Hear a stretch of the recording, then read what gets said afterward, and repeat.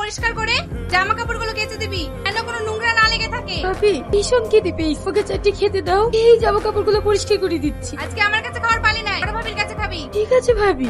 সালমা, হ্যাঁ ভাবি, কিছু বলছো? একজনের ফ্রিজে চারটে মিষ্টি রাখা ছিল, খেয়েছে?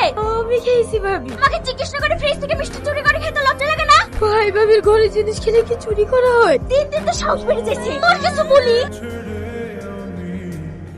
আজ থেকে তোর এবারে খাওয়া দাওয়া বন্ধ। আমার হচ্ছে যত জ্বালা, ওরা মনে পড়লো সাথে সাথে যদি ও বলতো তাহলে তো আরাম পাইতাম। জানিস হলো ছোটবেলায় টনির সাথে বিয়ে ঠিক করে রেখে গেছে, যদি ওরাও বিয়ে দিয়ে নিয়ে যেত তাও হতো। কি দেখে বিয়ে দেবে? চেহারা দিয়ে দিন পানি খাবে নাকি? ভালো ভালো ফ্যামিলি মেয়েদের বিয়ে হচ্ছে না। এতে কষ্ট আমার কিছু মনে হয় না। ঠিকই এত স্বপ্ন দেখেছি, কিন্তু আজ তোমার ছেলেও আমাকে অস্বীকার করে।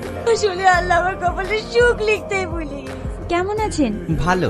নি আমিও ভালো আছি। এখন কি করছেন? কি আর করব, পড়াশোনা শেষ করে বেকার ঘুরে বেড়াচ্ছি। দেশে তো কোনো চাকরি বাকরি নেই।